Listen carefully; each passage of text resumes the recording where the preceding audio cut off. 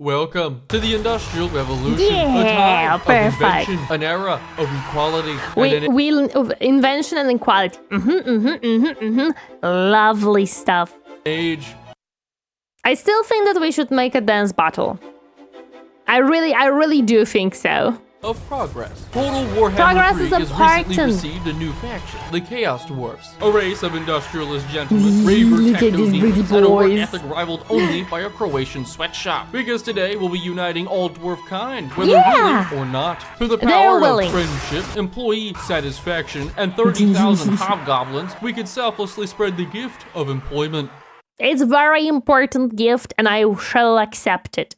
To start our campaign, we have Drazoath the Ashen, certified spell dude, and esteemed member of the Shadow Wizard Money Gang. Beginning our adventures Oh, I thought that he's gonna start as the better. of Wait. tyrannical desolation, we have three main goals. First, to become dwarves, the only dwarves. By confederating Ah, I see. We want to be the only dwarfs. Interesting choice. I actually was thinking that he would start as the big boy, but oh well. every dwarf faction on the map, from the neighboring Chaos Dwarf factions to the friendly lands of Thorgrim Grudgebearer. He's not a friendly. He's evil, and we must conquer him. Warhammer Wardens, let's go! Exactly. Can you imagine orcs dancing away? That would be funny. Goal number 2 is to survive a specific endgame crisis, and for goal number 3, I'll reveal that later. As a faction, the Wait, I wanna know it now. Give me the goal. Technically, it's a Goblin video supervised by the dwarves. True. Goblin labor is Skaven slaves, but Goblin? No, that's just employment. Don't worry about it. Dwarves dancing to heavy metal. Chaos Dwarves are relatively complicated, with 5 different resources, Just a little multiple bit. settlement types, and a political system resembling Washington, D.C. So for Just a little bit. Warzak has an unfair advantage as a professional dancer. Nah, there is no advantage there. I'm sure everybody is professional dancers.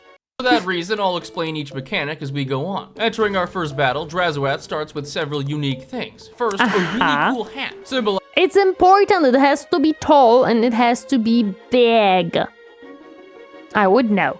his undying commitment to the Riz. Then we have guns, cooler guns, and their targets, our own orc employees. Across the way are the most disgusting creatures you've ever seen, unionized orcs, making ludicrous that's demands evil. like only being shot on Wednesdays or food. Luckily, I am willing to No. negotiate. Chaos Dwarves have an army ability for artillery barrages, alongside ranged units equipped with actual laser Perfect. rifles, and other units who casually carry 12-gauge shotguns. After giving the strikers a very real chance to surrender, Listen, the strikers, we have to deal with them. Otherwise, they will. What with the labor? What with the workforce? We need a workforce. Generally part of the Chaos Dwarf culture. The bigger the hat, the bigger the statues. Exactly! That's why the hat has to be big. The best magic in Chaos Dwarf roster. Gun and bigger gun and some fire. And trains. Trains, yes! we'd won the very first battle of the campaign, and we'd only lost 6 people. Because the Chaos Yeah. Dwarves are such caring creatures, we absolutely love creating jobs, increasing our labor count and fueling It's important that there is a whole map and everybody needs a job. Every Chaos Dwarf campaign in the 12th time. Perfect. our industry, the crux of the Chaos Dwarf economy. The simple explanation Green is that arrows labor is up. mined raw materials. Raw materials become armaments, and armaments increase unit capacity, so we can Yes. train more dwarf and mechanical units. So, Going to our recruitment, we we could only need all field of a them. max of 2 dwarf warriors, but using armaments to increase the capacity, now we can field up to 3. Although labor troops are Perfect. always uncapped, because it's not a casualty if it's not a person. And it's not a person. We're good. We are good. Actual Chorov quotes. Drazov the Ashen. You address the Lord of the Black Fortress. When I say you are shorter than me, it is true. Zachan the Black, we are tall. You are short. Ignore your eyes. I love that. Nice to join your stream. It's always fun. Happy to hear that. Moving into our first settlement battle, we now possessed a real front line of heavily armored Very dwarf good, warriors. very good. We still put the goblins in front. It's so brave of them course. to volunteer. After success, Well, you always put the goblins in front because they will take the initial hits and then your actual army can go and fight. Makes sense. Completely makes sense. Brokering peace, we could claim the settlement. Here, Chaos Dwarves can establish cities as either outposts or factories. Outposts are where laborers dig up raw materials, whereas factories convert those into armaments. Because raw materials are used to upgrade our buildings, we establish the city as an outpost. Building makes sense.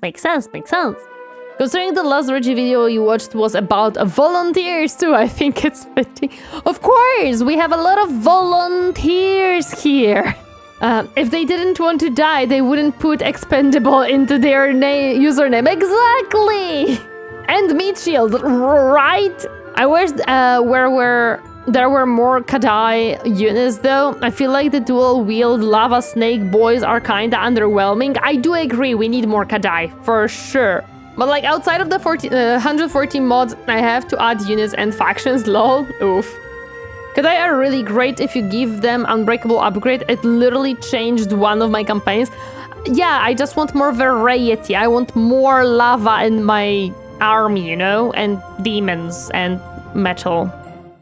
I want more! For our workers. Filling Drazoat's army with the pride of our nation, we researched labor quotas and Stockholm Syndrome. Now that's the kind of company loyalty we reward. By marching over to Darkhold, we secured the last settlement of the province, flourishing the local job market and meeting our very first war faction, Clan Helheim. And as you can see, they absolutely love us. Our faction... everybody loves us, let's go! Tori has discovered the beauty of the Hell Cannon, yes. I need more Hell Cannons. You want Thomas the War Crime Train? Yes, I want several Thomas the War Crime Trains. See, please let us shove demons inside more metal things, thank you. It's still fun to do the full Fireglaive army too, until you fight in the mountain or forest or hills or chaos wastes. Oops. And also has military convoys, allowing us to send caravans. Yeah, choo-choo trains! Well, they are not technically choo-choo trains, but you know. Let's pretend that they are choo-choo trains, okay? To trade resources. Here we can exchange money, materials, and armaments, plus collect unique artifacts from each trade location. Returning to our settlements, we'd run into a slight problem, a labor shortage. Each turn we experience some slight employee turnover, usually just laborers finding better opportunities, because the North was occupied. Better opportunities in this job market? We have to change that. We have to make it so we are the only job market. I'm sure those goblins will say choo-choo if you tell them to, yes. There are some trains in Chaos Dwarfs and Dwarf cities, but it's mostly fully in the RPGs. Really cool to think about though. No, I still want the convoys that we imagine they're just the choo-choo trains. They're just the choo-choo trains. Occupied by a much stronger Skaven faction, we need to recruit more workers in the south. Now, I know this might say raiding stance, but that's just corporate jargon for going on LinkedIn. Yeah, we're recruiting. It's a recruitment stance. I don't know why they would call it raiding. It's a recruiting. To fix the turnover problem, we built guard towers, keeping our employees safe from the outside world. Well, yeah, we have to make sure they are not going out. Aggressive recruitment campaign, exactly! Oh lordy, I remember that mission I got find the archive. It was genuinely crazy. I did it though, it was something. While recruiters acquired the finest elven talent firearms could scare, we'd also unlock the Tower of Zar. Here we can occupy seats for faction-wide bonuses we have at the to cost become of the conclave only influence, one. something we passively get from settlements and events. The thing is, every other Chaos Dwarf faction is also competing for the seats, and more seats allows us to progress up the tower for increasingly powerful bonuses. Things like summoning the techno gods, small nuclear bombs, and entirely free armies of hobgoblin IRS agents. Oh boy, at the very top that. are 3 final seats to commence a hostile takeover of almost every other Chaos Dwarf faction, so we need to get there before everyone else. For right now, we just unlocked a seat for some material embezzlement and returned to fixing our economy. With dwindling labor, our efficiency was only 69%, and the elves were starting to wonder why their population was mysteriously vanishing. Adding on to our misery was everyone's favorite neighbor, Tzeentch Craventail, declaring war, and Grimgor voicing his slight concerns with our business model. But at least we're not at war with Imric. All we've Never mind. Also, I feel like Grimgor is always unhappy about whatever you do as Torf. Grimgor is there to be unhappy about it. Done so far is make jobs. I mean, come on, Imric, think of the economy. For that reason, we recruited a second. Reggie's Imric was different. Nah. army of elite dwarf warriors who happen to be green and not have weapons or armor. Although the Who needs weapons and armor? It's enough that they are there. They have to catch the bullets, and for that you don't need armor or weapons. George did make his life extremely hard back in the past. Every race of laborers is equally useful and worthless in the eye of dwarves. Yes. Good old Tzeentch Coventale, the most Skaven campaign in the game. Lol. real saving grace was Tzeentch attacking my caravan, filled with Tzeentch soul grinders, blunderbusses, and infernal guard. But while Tzeentch is incompetent, Imrik is just as incompetent, trying to seize our capital from Drazoat. Even with his powerful dragon persona, in the grand game of rock, paper, scissors, the winner is usually gun. My master- Yep, I agree. Rock, paper, scissors, gun, win. Yep. But he did crumple him good during the end times, but we don't talk about end times. And I was coming again with Uncle. True. Engineers stood in place shooting the dragon for 5 minutes, then escaping with the grace of a legless penguin. The rest of the battle. Grace of a legless penguin. You know what? That is a perfect explanation on how the dwarves are walking around. I love it. Battle was fairly normal, with goblins bravely fighting the urge to run away, shotgun blasts, decapitating elves, and the sexiest bombing I have ever seen. After we let the remaining enemies run away in peace, we still had the run away in peace. issue of 2 Skaven 20 stacks sieging our adjacent settlement. The Skaven armies were mostly Skaven slaves. How they could use such a barbaric institution. Wait a second. They're using Skaven slaves. That could be good labor. Only the strongest dwarf snipers to deal with dragons. Oh boy. I will never understand. As the front of laborers broke, I decided that winning was impossible. But kiting for 22 minutes while abusing a single unit of hobgoblins to exclusively target surrendering soldiers, I will gladly do. 286 kills, well earned. A little trick you can do when desperate is to kill your own leader. That way you can recruit a fresh one with full health immediately, reinforcing the army without ending the turn and allowing the Skaven to be employed. Given their cities were undefended, we upheld the burden of I didn't even know that you can tease it like that. I had no idea. Dwarf actually in lore hate Skaven labor because they will always scheming. Makes sense. Skaven is not good labor. Even Skaven won't recommend it. True, they will always say, but what if I stab you tomorrow? Yes. I forgot about the scheming though. I forgot that they consistently scheme. Like, I'm reading the Gotrek and Felix, and the fact that Thankil is like thinking of his bodyguard actually scheming is very funny. Of enlightenment, claiming our first factory city. These turn raw materials into armaments and money, forming the backbone of our military economy. We need that. Filling in the inevitable gaps of our production is where the convoy system comes in, letting us trade for anything we're missing. The downside is that on occasion, they get robbed. Or they would if they didn't have garrisons. Ogres may be scary, but nothing is more frightening than a flying robo. Well, yeah, you have to be careful with that flying cow. It's something. I still love how black orcs exist solely because of Torf wanting stronger slaves. I mean, it worked. Well, kind of worked. They just may have made them a little bit too smart. Boss, good Torf, me saw Skaven rat slacking on job, said the Skaven getting caught slacking.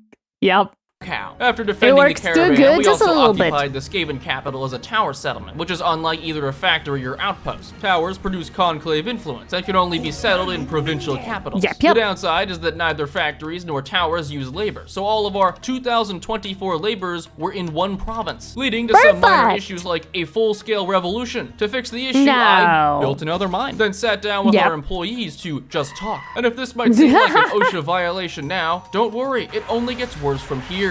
I thought it gets better, as in more, as in job market. We were creating job market. What do you mean, Kleaper?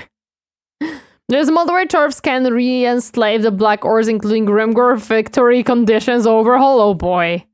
Dwarves are just iron warriors in fantasy, just a little bit. Turns, we raided Imrik with 2,000 unpaid interns, captured Tzeentch's last settlement, and ran into our very best friends. At the start of this campaign, I mentioned that we had 3 goals. First, to unite all dwarven factions. Second, to survive a specific endgame crisis. And third, a special mission I didn't share, which is making Thorgrim a little angry. As our just a tiny little bit angry. third goal, I am going to get my relations as low as physically possible, and later in the game, it will be a thing of beauty. But right now, I wonder, like, if you are at war with someone, do their relation towards you still go lower, or does it cap at certain point? I hope for the change in win conditions. I hate long victory for dwarves. Interns, classic, of course. we have a minor issue. Is it overkill to use heavy artillery on Skaven slaves? Maybe. No. Did that stop me from winning? There would never be anything like that. No, using Skaven love artillery, so using it against them is fair play. It can still go lower, but like you need to keep adding to it and like be at war with him and then war with all of the friends and then give the enemies gifts. Okay, I see. The battle? Well, almost. Following Tzeentch's Gallipoli, he was intercepted by a different army in range of our garrison. This is an army? I wouldn't call this an army. I don't know what I could call it, but not an army. Allowing us to recruit a single laborer. Incompetent, cowardly, lazy, terrible leader? Congratulations, you are now in charge of human resources. Tzeentch's attack did expose a general weakness in our armies, with our flimsy front. No, I can't build. There is a weakness in this army? No, I cannot see it. There is absolutely no weakness here. Line and lack of mobility. To compensate, I recruited more blunderbusses, gave Drazorath a new mount, and used the Hellforge for the first time. Instead of using armaments to increase unit capacities, we can also upgrade them by group. Yes. For now, we gave our dwarf melee units Frenzy, and later we get access to even better upgrades for each other kind of unit. To show off our new prowess, I was overjoyed to find a Beastman faction had spawned inside my settlement, leading to one of my units of you can just show them the new stuff. I just noticed the helmet on Tori's avatar. How dare you just notice it? It's such a beautiful helmet. Dwarf labor is the definition of diverse company. Oh yes, they will take anyone to work with them. Infernal Guard getting 403 kills and allowing us to diversify our labor with newly upgraded more labor. There is never too much labor with dwarves. Never. mines, Gromwell tip drills, and an increasing demand for real estate. Our armies began to encircle the southern High Elves. What I wasn't expecting was for them to attack out mid-recruitment. With Great Eagles and Dragon Princes, their army was scary, but we had their direct counter. 240 midgets with shotguns. Melting the Great Eagles in seconds, we countered their archers with Drazoat's newfound ability to spit fireballs from his mouth. Even so, our front line was mostly hobgoblins. It doesn't matter. We didn't lose a single unit in that fight. Hello there, Mr. Devgard. Welcome. How is you hiding today? Hi. Forcing us to kite back with the blunderbusses. Utilizing our array of strengths like firebombing, we reenacted the running of the bulls and regrouped while our Infernal Guard held the line. On paper, they may be ranged units, but 158 melee kills would disagree. Over the course of 20 minutes, Drazoat single-handedly kited and cycle charged into a wind, then marched on the nearest city and did it again. Similarly, our other army besieged a different city, claiming it at the cost of a few casualties. I'm certain these are not casualties. If they were just laborers, we're fine. I guess 240 midgets with shotgun worked. There are no casualties, it's an experiment. Yeah, shotguns are melee weapon anyway, exactly. They are very good melee weapon. Dwarf helmet increases in size based on how powerful they are. It's how Whiter is also tiny. No, I'm not tiny! Favor? Oh, favor. Okay. There are people who consider shotguns guns. Apparently, maybe, I don't know. Kind of make it sound like laborers are servitors? No, definitely not. Our conquest was the arrival of Big Boy Imric, who decided now was the time to get absolutely dumpstered. While our empire expanded southwards, it also grew on the Tower of Zog. Because enough seats had been claimed, we could move up the tower to the tier 2 seats with even stronger bonuses and getting us closer to confederating entire factions. But for now, we focused on developing our infrastructure at Crookback Mountain, claiming the first... We need to... infrastructure gives money and work for labor, and we're creating job market. Makes sense. Tier 2 tower seat, and finally wiping Imric off the map. To account for our expanding army, we researched the groundbreaking... Somehow I didn't meet him. I don't know why. ...technology called feeding our people less, then attempted to fight Drazoat's main quest... Why would you feed them more if you can feed them less? It's just business decision.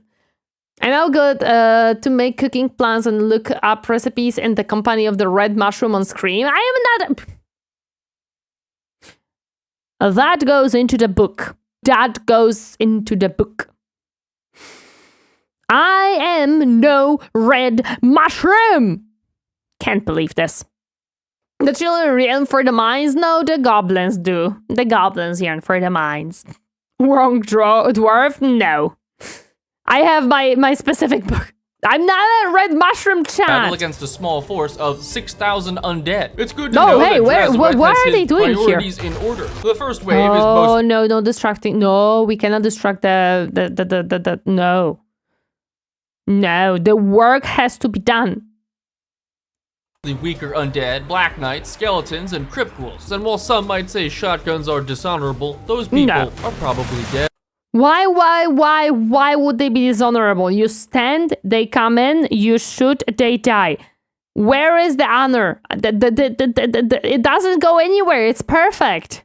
With the Vampire Count armies, a smoldering pile of ash, a second army of Tomb Kings entered as reinforcements, meeting exactly the same fate, and triggering a third and fourth army to reinforce as well. The only problem with having an army of gunners is trying not to shoot your own units, which I saw. No, well, I mean, okay, in his case, yes. By not trying at all. By the end, there was only a single group of Tomb Guard and one colossal Hyro Titan that lasted an impressive 6 seconds. Just one of our blunderbusses ended the battle. 6 seconds. Listen, guys, 6 seconds for some is a very long time. Might not be for me. Might not be for you. But there are people out there. And 6 seconds is a very long time for them. Try planking for 6 seconds, feel like eternity. Exactly. See, Sunset Bear understands me. Also, welcome. I'm happy to see you hiding today. See. I like where the conversation is going. Tori, don't accept anything other than teenagers. Also, Tori. Listen, I told you that 6 seconds is not long for me. Is it okay? No. I said that for some people, not for me. Napoleon needed to hear that one.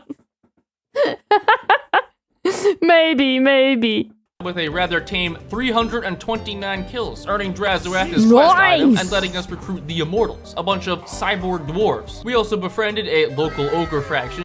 Oh, local ogre faction, look at this boy. He's definitely gonna be very useful. So helpful. So now she's a side screen in one situation. Nah, I don't know what you're talking about. Defriended that same ogre faction.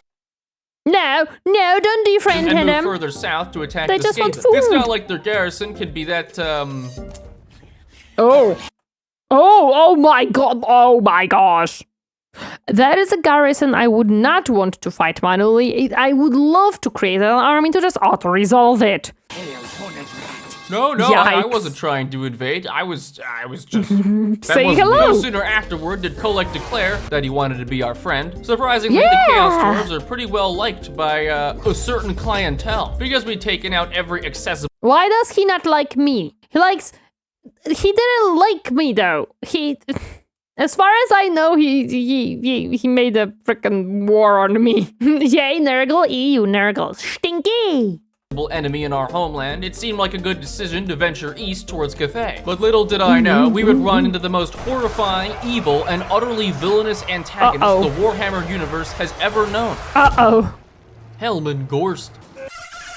Our only The heck is that thing? Oh my goodness. Bunnies are too cute for chaos? Nah. redeeming factors was us eliminating the ogre leader, boosting our income significantly, and decking Drazuath out in the supreme drip of 6 legendary items. Surrounding his main settlement with both our armies, we could exploit a small oversight of the vampire counts, because they have 0 ranged units, meaning Drazuath can just fly over the city and destroy every single tower and defense that gets built. So instead of advancing into the city, we just put all the blunderbusses lined up on the edge to draw the defenders out. The rest of the fight was exactly what you'd expect. To make sure we weren't attacked from the opposite side of the map, I tried to bribe the Skaven. They rejected free money. Apparently, the only thing that outweighs greed is spite. Well, Damn! Skaven said no. Well, okay, I know why. Listen. There's a very simple reason as to why Skaven said no to that many. It was not the warp stone. If it's not the warp stone, then what do you want? Being that bunnies are cute is the last mistake made by many in the quest for the Holy Grail. Have you not met the rabbit from Monty Python? That is Bunny from Hell. I really like the contrast between him and Reggie's journey with the Gobbo faction. Skaven has no need for gold, they only mine it to prevent others having it. Exactly, so they don't want money, they just want warpstone. Kleaper, come on, you should have known.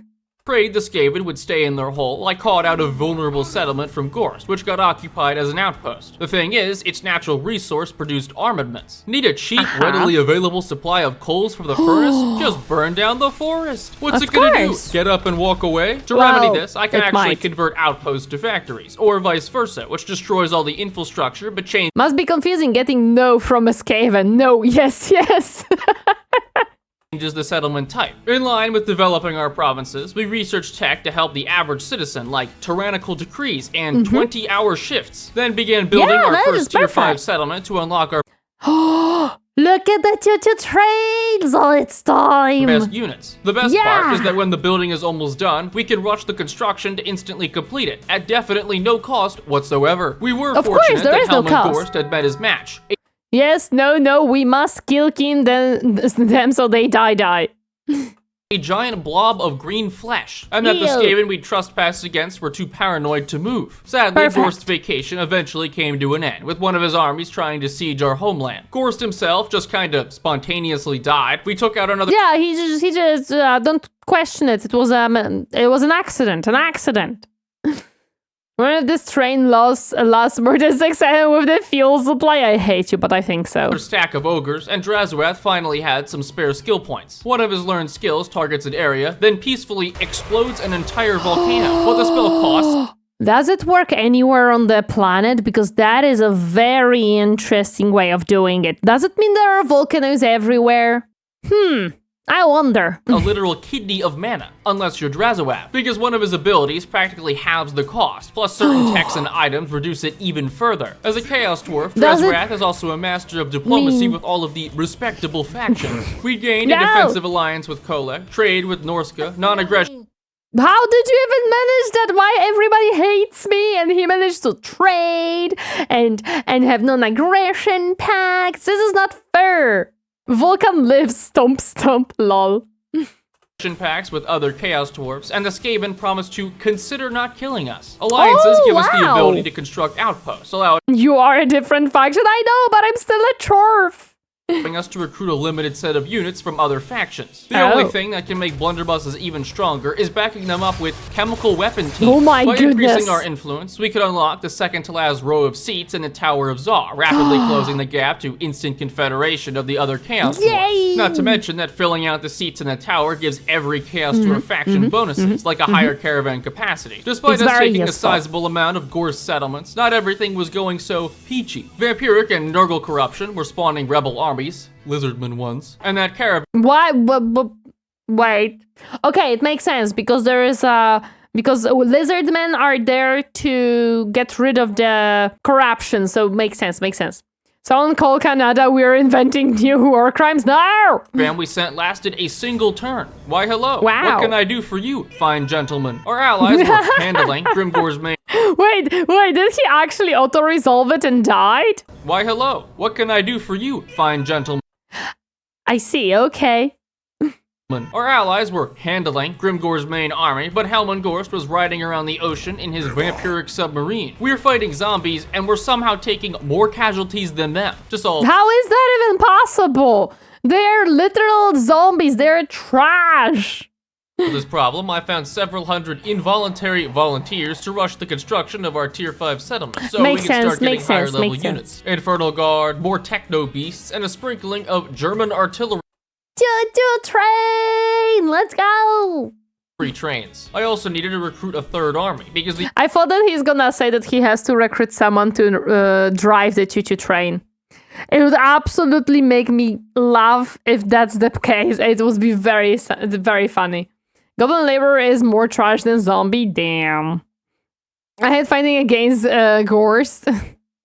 Not a war crime until proven otherwise. Exactly. The ogres were sieging us in the north. Something very special about the Chaos Dwarves is that they don't have supply lines. Normally, for each army you recruit, your upkeep increases for all armies. But for the Chaos Dwarves, it remains the same. That means there's no penalty to recruiting more and more armies, but you're still limited by the recruitment caps on your actual units. Which is why it was great that I had... Wait, so it doesn't matter how big an army is, the upkeep always stays the same? Involuntary volunteers? No, they were volunteers, don't worry. Also not a war crime until we write a law about it. 4,187 armaments, allowing me to increase the caps on just about everything. Then use the Hellforge to give our units even more ammo. While the ogre problem was boiling to a crisis, Drazoath was forced to march north to we can just bonk them and reconquer our northern outposts. Yep. Luckily, our fruitful alliance with Kolek cultivated in repeatedly declining to fight Cathay. My ethics may be flexible, but even I'm scared of the Great Dragon and Helmet. Well, they have Great Dragon, you have a Great Bull. I think you could fair a fight against them. I'm sure of that. Gorst, because somehow he is still alive. My goodness. So instead of losing 2 settlements to him, I decided to gift the other to Kugath for a benign friendship and $7,000. The following turn, he asked if I would join his wars. Obviously not. After a few turns of forced recruitment, Drazoath encountered Grimgor's faction. Their army consisted of trolls. Ooh, I would be scared of that army. That army looks very scary. They have dragon, but we have trains. Goblins, and a Lord Spooter. Ours, on the other hand, Lord 6 Spooter groups of is shotguns, scary. 4 laser snipers, and a unit of literal terminators. Drazoath's skills I also love reduced the those. cost of spell casting, so we just spawned in a volcano, then another, then another, then another. I mean, I could only do it like 20 times per battle, and it's not like we need them either. I mean, we do have alternate means. After the fight, we made peace with Helman. Wow! You see, you ended Grimgor faster than him, so that's something. Yeah, I would not want to fight a mid-game or late-game Grimgor. He was scary on the beginning of the campaign. I don't think I would ever want to face him off later on down the line. He was already scary with his black orcs. Gorst, and by peace, I mean extorted all his money for a worthless settlement because our attention had turned to the ogres, still rampaging through our land. While peace was an option, I immediately recognized their leader, Santa Claus. The last thing we need in our market, that means a lot of money! Let's go! Is child labor. Because I can't beat those prices, Santa had also confederated the southern ogre faction, forcing us to fight a difficult siege. Here is their army, and here is mine. Immediately afterwards, Santa requested a ceasefire, and while I didn't directly decline, it was strongly implied. And now that we I thought he's gonna take the money, although it was not that much money, but money! We weren't fighting Gorst anymore. Our southern army was able to take a capital city, then use conclave influence to boost it up to tier 3. But the unrest caused a rebellion. In the province, with chaos corruption, vampiric corruption, and Nurgle corruption, it only made sense that there is a lot of different type of corruptions, and it's funny that you can have more than 100 of each, and 100 of the overall corruption. the rebels were Skaven. To deal with them, we recruited a Dreadquake Fort. All you need to know about that is that in this auto-resolve, it killed half the entire army. Both armies. And just in time for the Skaven it does choo-choo train, don't worry. It does choo-choo train. Head first into a garrison, get a concussion, then die. Seeing what we had done to his Skaven brother, we had decided now was perfect for a defensive alliance. That meant now we could recruit Chaos units from Kolek, Nurgle units from Kugath, and Skaven units from Queek, plus Wolfric, Throg, and the King of Peace himself, Skarbrand, all accepted military access. So we could begin. That is a lot of different capabilities, man. Building our coalition against the dwarves, named the Chaos Host of Despoiling Entities, also known as Chode. But before we could... Chode.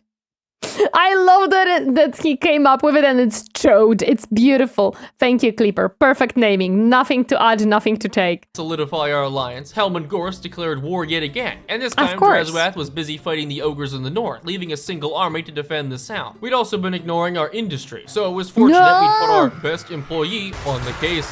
What do you mean you were ignoring your industry? You need your industry to make the best job market ever. Because the south was isolated, our single army was stuck under siege, giving us the perfect opportunity to test our Dreadquake mortar. You could probably guess the first target. Mounted on a train and loaded by an ogre, the Dreadquake mortar is surprisingly mobile, and if that wasn't enough, it has a flamethrower. Although we took some minor hobgoblin losses, the mortar effectively outkited and outgunned the undead, ending the battle with 440 kills, some of which might have even been enemies. With the orcs coming down from the north, Drazoath was able to continue fighting Santa's elves, all afforded by our occupation of the Ivory Road, which is a lot like the real Ivory Road if you replace all the money with obesity. But the conquest of our eastern employees was about to get a whole lot more complicated when Karak Azul of the Western Dwarves decided to declare war. Queek, as a fellow chode, rushed to our aid, but Karak Azul quickly got on top of our. Well, I'm very surprised that Queek actually freaking rushed to the aid. I thought that he's gonna backstab you and also start a war with you, which wouldn't actually surprise me. This surprises me more. cities. I did try and make peace, to no avail, while Gorst's faction was also invading, and to the north a new challenger had appeared, Grimgor Ironhide. All in all, we were beset on every side, and only had that sounds 3 scary. armies. If we didn't do something drastic, we'd be unable to protect our valuable assets. So step 1 of saving our employees. I sacrificed 600 laborers for money. That way I could recruit an additional army with actually decent units, backed up by Nurgle Plague Bears and Chaos Warriors. The Ogres and I had also decided to postpone their annihilation, right as Grimgor made his move. With a fully kitted legendary lord, 2 20-stack armies, multiple regiments of renown, 4 groups of black orcs, and 3 Arachnarok spiders, I had to use my special move, auto-resolve, killing the... You know what? I cannot blame him. I would absolutely auto-resolve that shit. Oh my goodness, no. Unless it like takes away my choo-choo train, I would never want to play that manually. Quick hates dwarves more than chaos dwarves? Makes sense. Both require the same running. The entire army without losing a single group. Our victory did come at the cost of losing a separate settlement. This time an army of alcoholic dwarves, also known as regular dwarves. Our newly recruited 4th army was nearby the defense, with mostly cheap laborers, but minimum... I saw the trains. I saw the trains there. Don't you say that. Wage employees are the ideal soldier for artillery, because I'd add... Look at those beautiful... No, those are perfect artillery pieces. They are beautiful. ...to Hell Cannons and the Iceforged Legion. Hell Cannons are powerful enough that they come in groups of 1 and are extremely expensive. The Iceforged Legion is exactly that, times 4. So we exploited the dwarves' greatest... Times 4. Can we do it times 10? Is a question. Share with me your hat? No, it's my hat. I don't share my hat. Weakness, walking at a brisk pace, forcing their army to march across... I mean, okay. Fighting against dwarves is actually perfect with the artillery because they are so slow and they just... Yep, that makes sense. The wasteland beset by holy napalm. Their greeting came in the form of 1,600 naked men, who we also bombed. Surprisingly, our most potent weapon was nothing more than the power of friendship. At last, we took the settlement with only minor humanitarian... Boom, yes, big boom! Who said that you cannot play Chaos Dwarfs like Skaven? Very dangerous over short distances, I hate you. ...violations, and earned the grand prize of getting sieged again next turn. Then did the whole thing again with similar results, gaining us the very first dwarf laborers. Let no one say we aren't a diverse company. A major issue we were facing was very diverse, look at him. Because we're only making negative $1,000. Caravans were helping a little, but they were dwarfed by a different problem, the dwarves. By taking... I see. Okay, Kleaper. Okay, I see what you've done there. Noted.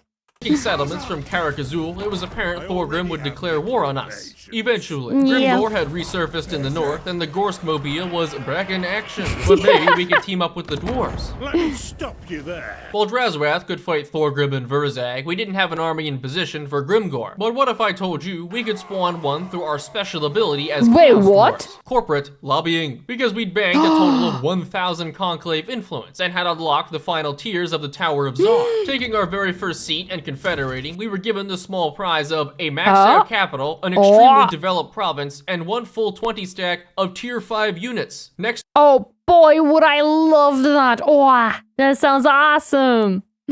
They were having issues rising up to the stage. No!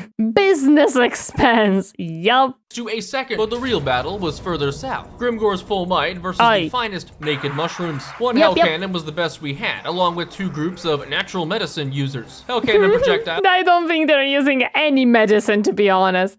I don't think they're using a single piece of medicine.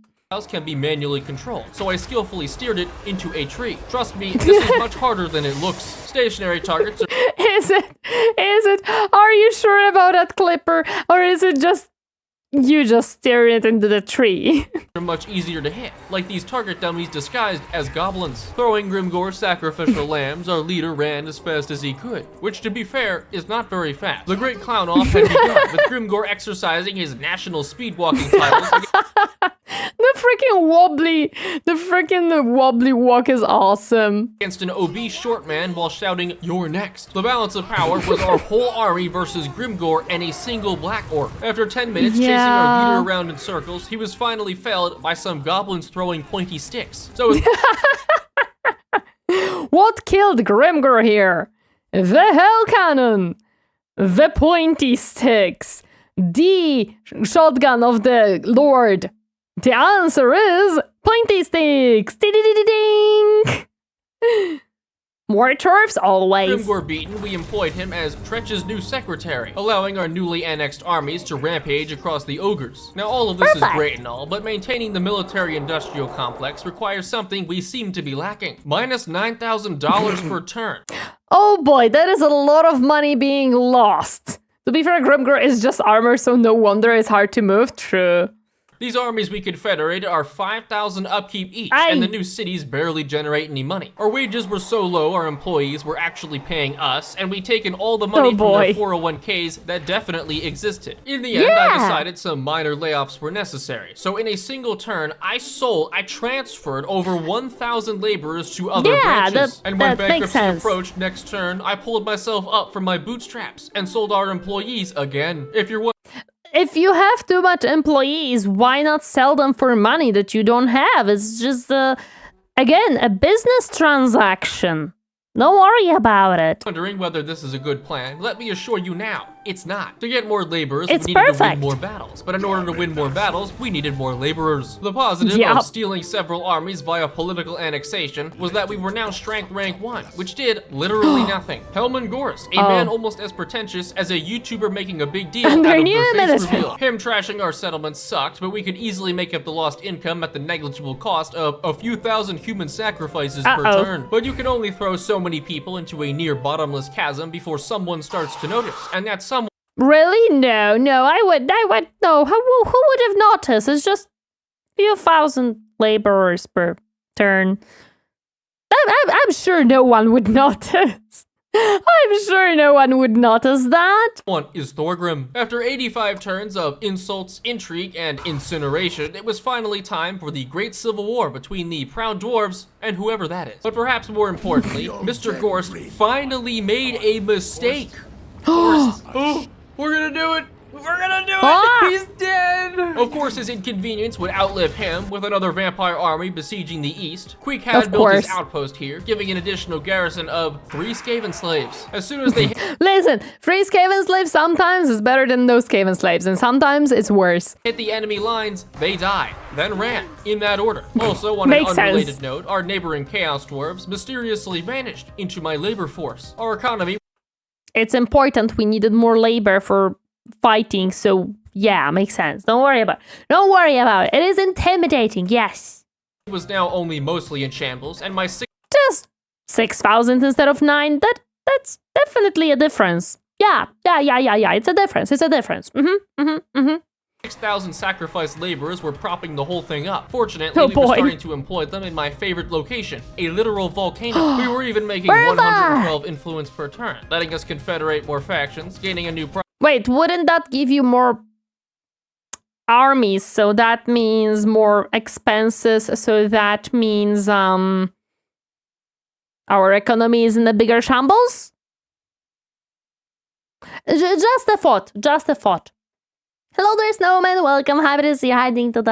Hi. province, legendary lord, and putting us directly adjacent to the dwarves. It also got us closer Perfect! to our newest That's what we member of the need. Chode, Archaon, the only sometimes chosen, along with a random demon faction, giving us access to the entire roster of all 4 Chaos factions. Oh, Back in boy. the East, St. Nicholas decided to surprise me with a thoughtful gift, pulling all my defensive allies into the war, then losing every single battle against us, the Chaos dwarfs, to our units, the Skaven. Elben Yeah, that's how it works. Yep. More inventory to sell. True. Gorst died to Kugath, and we scored enough influence to confederate the final Chaos Dwarf faction. By uniting all the Chaos Dwarves and with Thorgrim confederating his dwarves, that meant we just had 2 goals left. Survive the Oh, so there was just like 2 true kings of the dwarves, and now they had to fight each other to see who is the actual king. Classic Total War, nothing makes sense. But no, Surgeon, some stuff makes sense. game crisis and beat the united dwarves once and for all. Perfect. A secondary plan of pissing Just the end game crisis, which I don't even remember or know what it does. So I'm sure it's fine.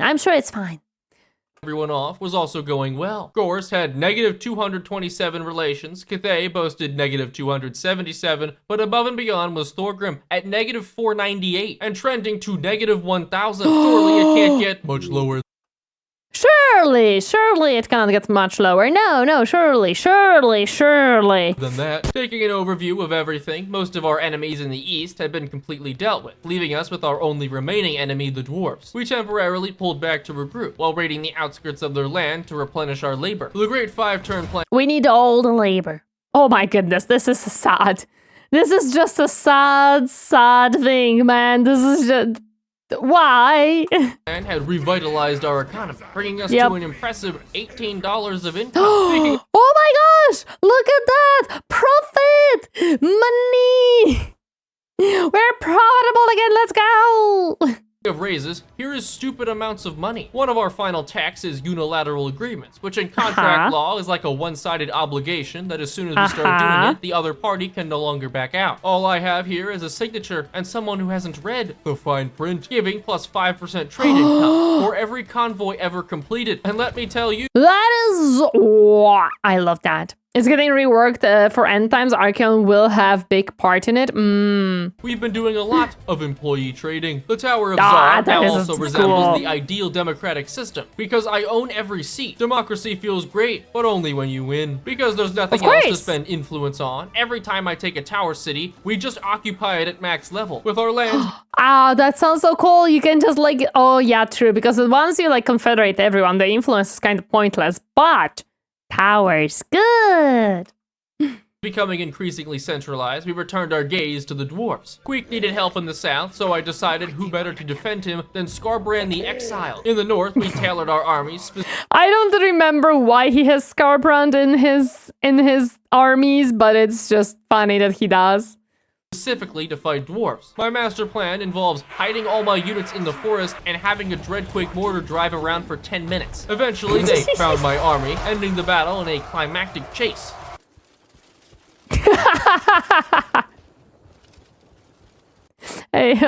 Extremely climactic chase.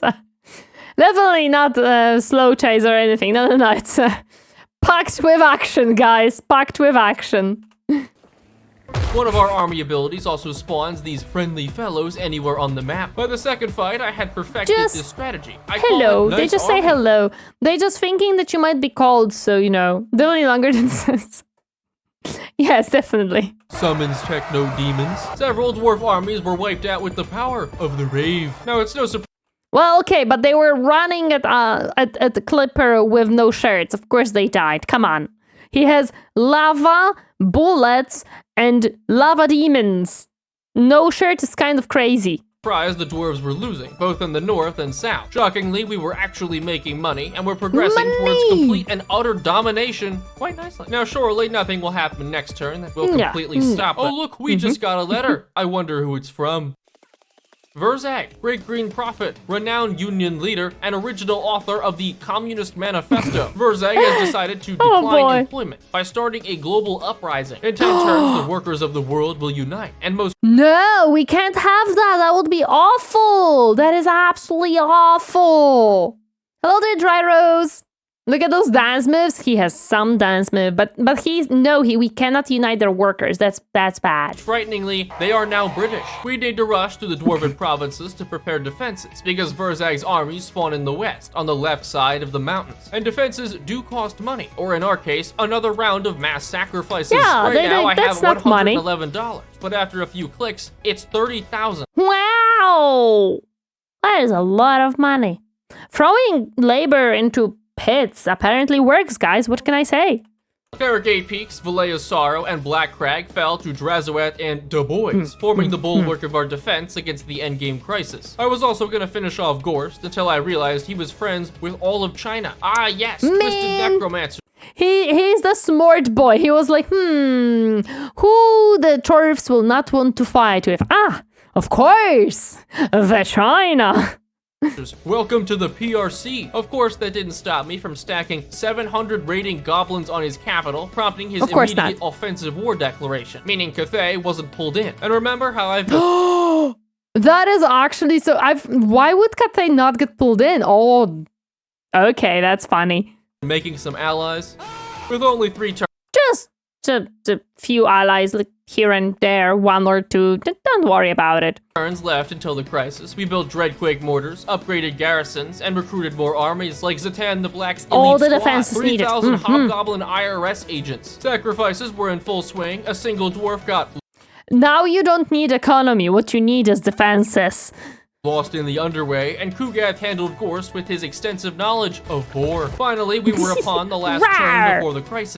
Yeah, upgrades, people, upgrades! Zatan and Astrogath had armies nearby, while Drazoeth's blunderbuss death stack took the lead. Oh and my as the turn goodness. ticked over, 10 maxed out Savage Orc armies with Arachnarok spiders, feral wyverns, and droves of heavily armored Black Orcs. An overview painted That's a big wah in there. the situation. We had allied Vlad, Scarbrand, and Queek, surrounding both the orcs and dwarves. If we could contain them here, both would be eliminated at once, allowing us to occupy Karazikarak. But one turn in, I immediately saw a problem. 4 greenskin armies were heading to Drazoeth, which we'd prepared for. But another 4 armies were going north, and there was only one target for them to take. If they reached the dwarven capital, it would deny us its occupation. Luckily, No, you can't do that. You can't do that. That's Torfs. You can't take that.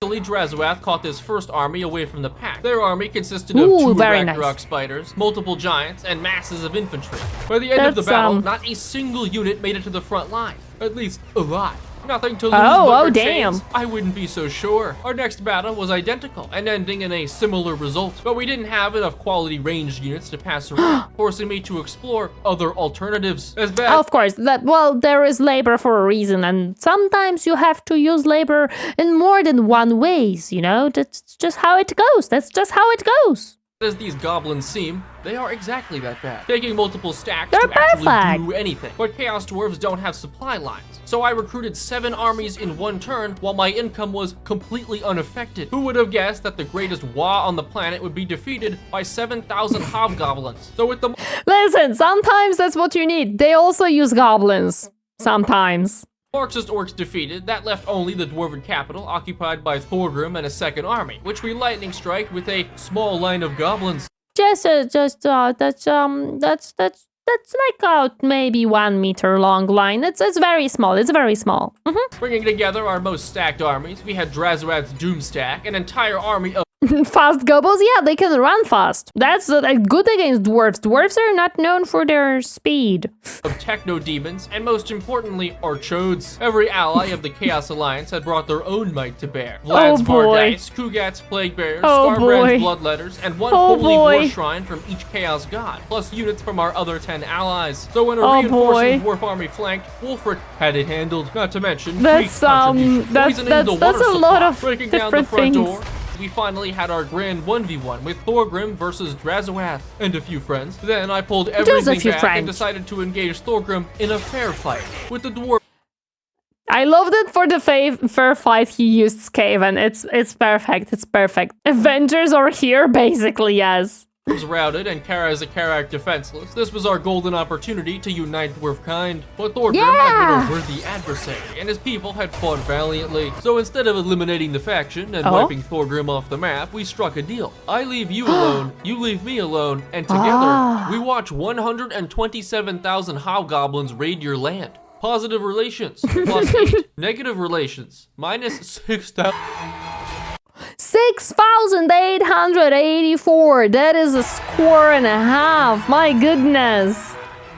He really, really made him angry. He really made him angry. Oh my gosh. Okay. Okay, Kleaper. Okay.